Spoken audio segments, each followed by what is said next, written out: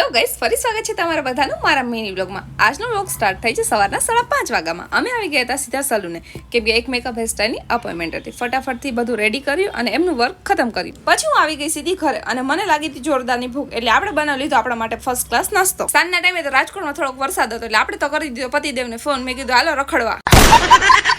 પછી પ્રતાપના એટીએમ માંથી આપણે ઉપાડી લીધા પૈસા, અને જેટલા ઉપાડે એટલા બધા વાપરી જ નાખવા. આપણે આપણા પૈસા ન વપરાય, છોકરીઓ પતિદેવ આવી જાય ને એટલે એના જ પૈસા વાપરવાના.